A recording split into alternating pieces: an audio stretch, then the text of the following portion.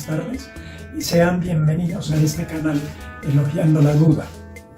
El tema que vamos a tratar en el presente video es lo relacionado con el origen de la humanidad, o lo que es lo mismo, el origen del hombre.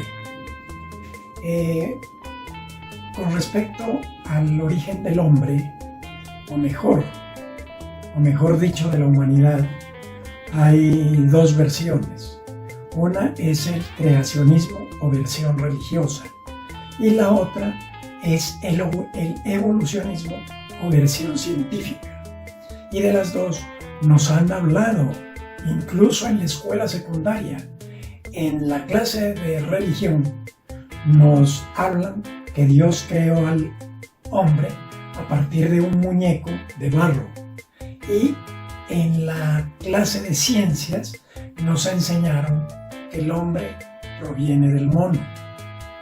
Yo, después de analizar las dos versiones, me quedo con la segunda, porque tiene comprobación científica. Pero a pesar de ello, resulta que esto no lo cree casi nadie, porque intencional o ingenuamente nos la han explicado mal. Y por eso alguna vez un niño, fungiendo como pastor en una iglesia cristiana, se burlaba diciendo que eso es una estupidez, porque los monos tienen como hijos a monitos, y nunca que se sepa han tenido niños. Eso es apenas lógico. ¿Por qué digo que la teoría evolucionista del hombre nos la han explicado mal? Porque sencillamente muy poco nos han hablado del cómo, cuándo y por qué unos simios evolucionaron como simios hasta llegar a ser los gorilas, chimpancés, bonobos y orangutanes que existen hoy. Y otros tomaron otro camino evolutivo diferente hasta llegar a ser los humanos que también existimos hoy. Y precisamente de eso se trata este video, que dicho sea de paso, no es nada nuevo. Eso ya está dicho y explicado y sustentado por muchos científicos a lo largo y ancho del mundo. Lo que pasó es que aproximadamente unos 20 o quizá 25 millones de años atrás ocurrió un cataclismo en la parte nororiental de lo que ahora se conoce como el continente africano. Un cataclismo volcánico de grandes proporciones que duró muchos miles de años hasta que se formó el gran Valle del Rift. Para entender mejor esta parte, vamos a tener a la mano un mapa del mundo o una esfera mapa mundo, y en él vamos a ubicar o localizar al continente africano. Luego ubiquemos en él su parte nororiental y nos ubicamos en el Cuerno de Somalia. Bueno, pues resulta que el cataclismo volcánico ocasionado, como ya dije antes, hace aproximadamente 25 millones de años, abrió una enorme brecha de norte a sur desde Djibouti al oeste de Somalia hasta Mozambique al sur, en un tramo de aproximadamente 4.830 kilómetros, separando a los actuales territorios de Somalia, Etiopía, Kenia, Tanzania y Mozambique del resto del continente africano. Esta enorme brecha recibe el nombre del Gran Valle del Rift. Antes del cataclismo, todo el continente africano era una zona exuberante donde había tanto sabanas como enormes extensiones de bosques en la zona boscosa compartían la vida, entre otros, los simios, unos pequeños y otros de tamaño mediano, emparentados unos con otros.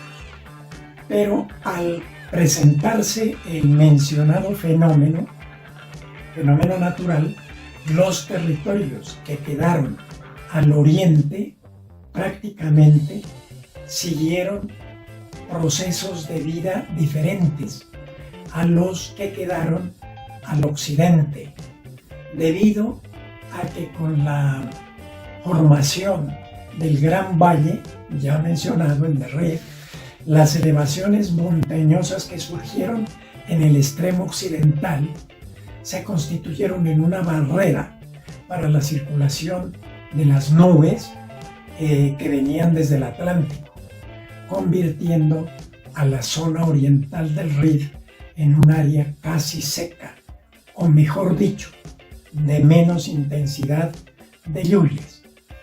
Los simios que quedaron atrapados en esta parte les tocó adaptarse a unas condiciones naturales diferentes a las de sus parientes de la parte occidental del continente, y no se podían juntar porque los grandes ríos y enormes cañones y acantilados pues lo impedían.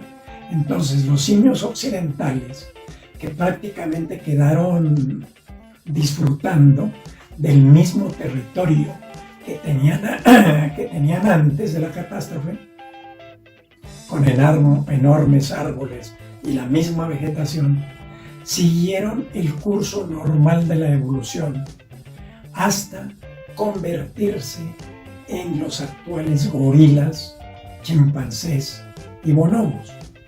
En cambio, los simios del oriente, al quedar en territorios mucho más secos y con una disminución de árboles que eran sus viviendas y despensas, se vieron abocados a la muerte o a adaptarse a las nuevas condiciones impuestas por la naturaleza.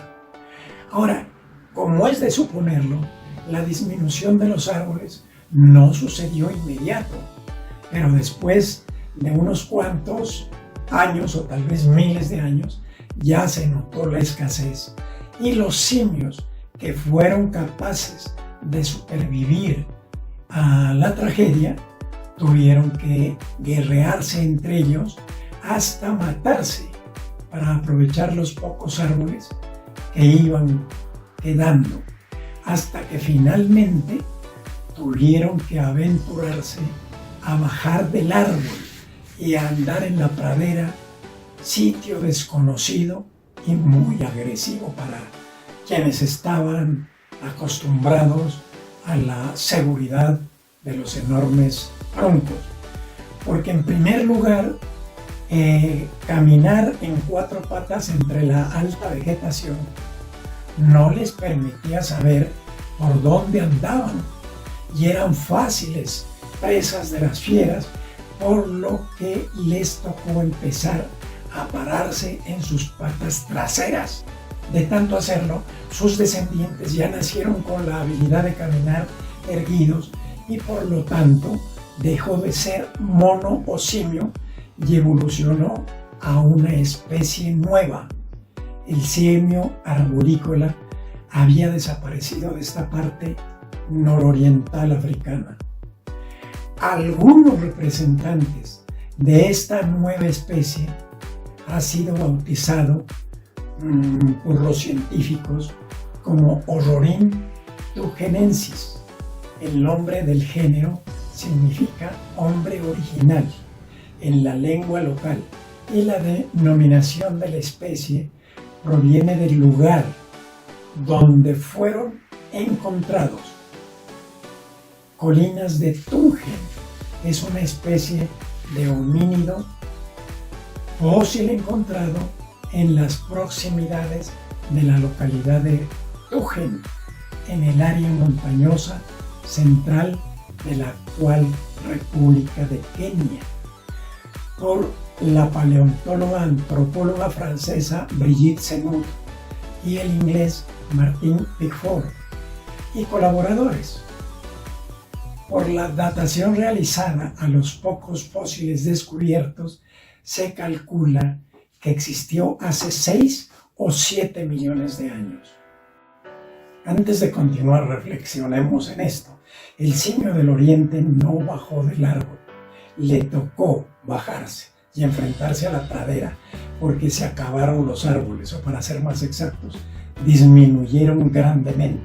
O sea, no es que a unos simios se les ocurrió bajar del árbol porque quisieron y otros no quisieron hacerlo. No, señor, un cambio climático acabó con los árboles y entonces, para buscar nuevos árboles, y quizá si de pronto los encontraban, luego de recorrer grandes distancias, o sea, que durante mucho tiempo debieron combinar dos formas de vida.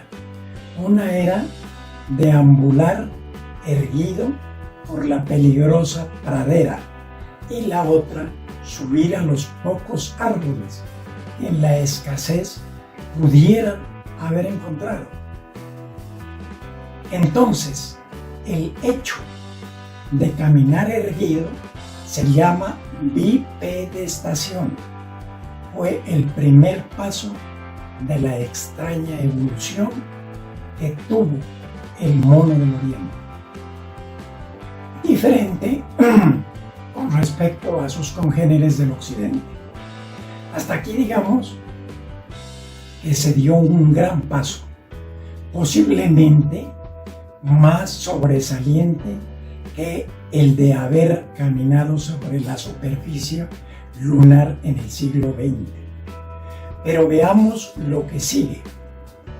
Este paso trajo transformaciones anatómicas extraordinarias, tales como la modificación de la cadera, las rodillas, los fémures y, lo más trascendental, la ubicación de los ojos en el cráneo para poder ver de frente. Pero este solo y aparente simple cambio exigió que el hueso etmoides tuviera que curvarse de tal forma que elevara la cara como debe ser para ver hacia adelante y arriba. Pero lo más sorprendente fue que al curvarse el hueso y levantar la cara, entonces la parte trasera del cráneo adquirió más espacio como para albergar un cerebro de mayor tamaño. Y aquí es donde empieza a aparecer el milagro de ser humano como lo es la inteligencia. El huesillo en forma de mariposa nocturna en pleno vuelo está mirando hacia nuestros ojos, que todos llevamos dentro del cráneo, aproximadamente a la altura de la parte inferior de las órbitas oculares. Al respecto de las modificaciones sufridas por el hueso etmoides, hay antropólogos que sostienen que la teoría del descenso del árbol como consecuencia de la formación del gran valle del Rift no tuvo nada que ver con la evolución humana y que eso está mandado a recoger, que lo que sí produjo cambios fundamentales fue precisamente las modificaciones del hueso etmoides, que han sucedido no solo una, sino 5 veces como resultado de mutaciones genéticas espontáneas. Yo personalmente sostengo que esto es algo no probado completamente. Me refiero a las mutaciones espontáneas del hueso etmoides, siendo más creíble que el etmoides sí sufrió mutaciones, pero no espontáneas, sino por necesidad, como quedó explicado líneas arriba. Ya para finalizar este capítulo, muchos se preguntarán, ¿y todo esto? ¿Y en todo esto, dónde está la mano de Dios? La mano de Dios no aparece en ninguna parte, pero digamos que estuvo en la formación del Valle del Río. O sea, el producir el gran cataclismo que dividió al África, que es distinto a decir que estuvo en hacer un muñeco de barro al que con un soplo en la nariz le infundó vida. Cuento que ni el católico Miguel Ángel, aquel famoso pintor de la Capilla Sistina, lo creyó y tuvo que imaginarse que en vez de soplo lo que hubo fue un contacto de los dedos de un dios con la figura humana de Adán. Y cuento que también el niño pastorcito de aquella iglesia cristiana debería burlarse, y con mayor razón. De lo anotado hasta ahora, lo importante a destacar es que nuestro antepasado, el simio Rorín, fue un extraordinario luchador por la vida, y que a pesar del desastre sufrido por muchos de sus parientes al tratar de conquistar nuevos territorios boscosos y atreverse a sobrevivir en los peligros de la sabana del nororiente africano y a vencer las condiciones climáticas adversas de esa región, se mantuvo debido a su transformación de cuadrúpedo a bípedo. Así le haya costado muchos millones de años en lograrlo, y tal parece que en los genes de los nuevos individuos ya estaba la capacidad de soportar la adversidad, y fue así como aparecieron los australopitecos, considerados por los expertos como los primeros prehumanos, nuestros ancestros. Los australopithecus, el soporte científico técnico que corrobora la aparición del Australopithecus o mono del sur, lo aporta la doctora Maeve Leakey, paleontóloga inglesa y doctora en filosofía de la ciencia, quien en 1995 descubrió el hallazgo de unos cuantos huesos de 4.2 millones de antigüedad, cuyos restos, exactamente 9 fósiles, fueron encontrados en 1994 en la localidad de Kanapoi, en Kenia, y otros 12 en 1998 en otro lugar conocido como Aliabai, también en Kenia, hallazgo realizado por el paleontólogo estadounidense Brian Peterson. En descubrimientos más recientes, en 2016, el paleontólogo etíope Johannes Haile Selassie encontró un cráneo en la región de Uaran-Somile, en Etiopía, también perteneciente a esta especie, y que la denominaron Australopithecus anamensis. Lo de anamensis se debió a que el hallazgo correspondió a las cercanías del gran lago Turkana, palabra turcana anamen, que significa lago.